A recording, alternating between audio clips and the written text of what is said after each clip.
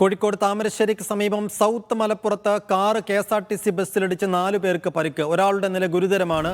ഉച്ചയ്ക്ക് 2 മണിയോടെയായിരുന്നു അപകടം.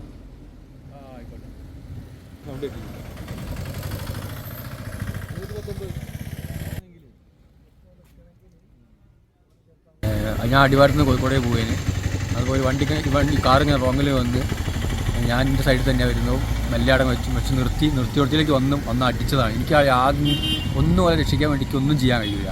അത് നിർത്തി കൊടുക്കാന്നല്ല, നിർത്തിയടിയിൽ നിന്ന് വണ്ടി ഇടിച്ചിട്ട് ആ വണ്ടീൻ്റെ അത്രയും സ്പീഡ് കൊണ്ടാണ് അത്രയും ബാക്ക് പോയി ആ വണ്ടി പോയി നിൽക്കുന്നത്. വേറെ ഒന്നും എനിക്ക് ചെയ്യാനില്ല, അത്രയേ ഉള്ളൂ. സമയം എപ്പോഴായിരുന്നു? സമയം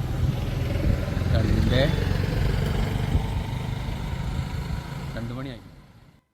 ദൃശ്യ പുതിയ അടുത്ത വിശദാംശങ്ങൾ നൽകും. ദൃശ്യ, കാറ് റോങ് സൈഡിൽ വന്ന് ബസ്സിലേക്ക് ഇടിച്ചു കയറുകയായിരുന്നുവെന്നാണ് ദൃക്സാക്ഷി പറയുന്നത്. എന്താണ് സംഭവിച്ചത്? നിന്നും കോഴിക്കോട്ടേക്കുള്ള കെ.എസ്.ആർ.ടി.സി ബസ്സിലാണ് ഈ നിയന്ത്രണം വിട്ട കാർ വന്ന് ഇടിക്കുന്നത്. കാറിന്റെ നിയന്ത്രണം വിട്ടു അമിത വേഗതയിലായിരുന്നു എന്നാണ് ഈ ദൃക്സാക്ഷികളും ഈ കെ.എസ്.ആർ.ടി.സി ബസ്സിന്റെ ഡ്രൈവറും പറയുന്നത്.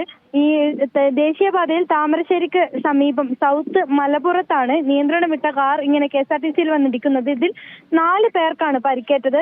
കാർ യാത്രികരായ ചേലമ്പ്ര സ്വദേശി റഹീസ്, റിയാസ് എന്നിവർക്കും ഇതുകൂടാതെ ബസ്സിലെ യാത്രക്കാരായ അടിവാരം സ്വദേശിനി ആർദ്ര, കൈതപ്പൊയിൽ സ്വദേശിനി അനുഷ എന്നിവർക്കാണ് പരിക്കേറ്റത്. ഇതിൽ റഹീസിന്റെ നില ഗുരുതരമാണ്. ഇയാളിപ്പോൾ കോഴിക്കോട് മെഡിക്കൽ കോളേജിൽ ചികിത്സയിലാണ്. ഈ ബാക്കിയുള്ളവരുടെ നില അവർക്ക് നിസ്സാരമായ പരിക്കുകൾ മാത്രമേ ഉള്ളൂ. എങ്കിലും ഈ കാർ യാത്രികനായ ചേലമ്പ്ര സ്വദേശി റഹീസിന് കാര്യമായി പരിക്കേറ്റിട്ടുണ്ട്. ഈ ബസ് അടിവാരത്ത് നിന്നും കോഴിക്കോട്ടേക്ക് വരികയായിരുന്നു. ഈ ബസ്സിലാണ് നിയന്ത്രണം വിട്ട കാർ ഉച്ചയ്ക്ക് 2 മണിയോടെയാണ് ഈ അപകടം സംഭവിക്കുന്നത്. നിയന്ത്രണം വിട്ട കാർ കെ.എസ്.ആർ.ടി.സി ബസ്സിൽ വന്ന് ഇടിക്കുകയായിരുന്നു. സേഫു. ശരി ദൃശ്യ.